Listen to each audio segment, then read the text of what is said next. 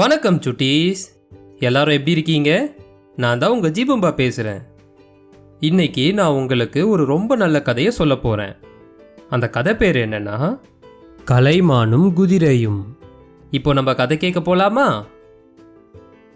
ஒரு காட்டில் ஒரு குதிரையும் கலைமானும் ஒரு நாள் சண்டை போட்டுக்கிட்டாங்க.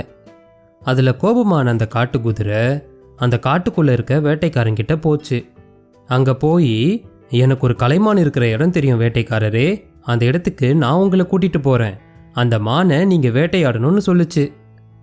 குதிரையோட பேச்சை கேட்ட அந்த வேட்டைக்காரன், எனக்கு சம்மதம் தான் குதிரை, ஆனால் என்னால் காட்டுக்குள்ளே நடக்க முடியாது, உன்னோட முதுவில் சவாரி செஞ்சு தான் நான் வரணும், அதுக்கு நீ இந்த கடிவாளத்தை போட்டுக்கணும், இதுக்கு சம்மதமானு கேட்டார். எப்படியாவது அந்த கலைமானை பிடிக்கணும்னு நினச்ச அந்த குதிரை அதுக்கு ஒத்துக்குச்சு.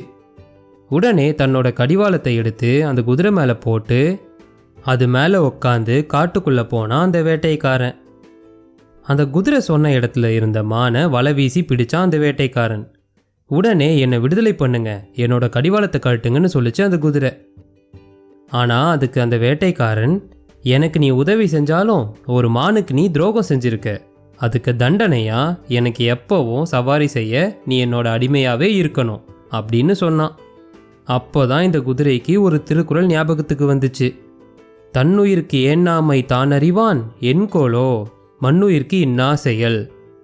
சுட்டீஸ், இந்த திருக்குறளோட அர்த்தம் என்னன்னா, அடுத்தவங்களுக்கு நாம் செய்கிற தீங்கான விஷயங்கள் நமக்கு துன்பத்தை கொடுக்கும்னு தெரிஞ்ச ஒருத்தர் எந்த காரணம் வந்தாலும் அடுத்தவங்களுக்கு எப்போவுமே அந்த தீங்கான விஷயங்களை செய்யணும்னு சொல்லி யோசிக்க கூட மாட்டாங்க. அப்படின்ற விளக்கம் அந்த குதிரைக்கு நல்லா புரிஞ்சிடுச்சு. உங்களுக்கும் புரியும் நான் நினைக்கிறேன்.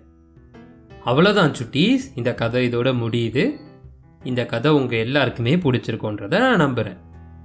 இதே மாதிரி ஒரு நல்ல கதையோட நான் உங்களை சீக்கிரமாகவே சந்திக்கிறேன்.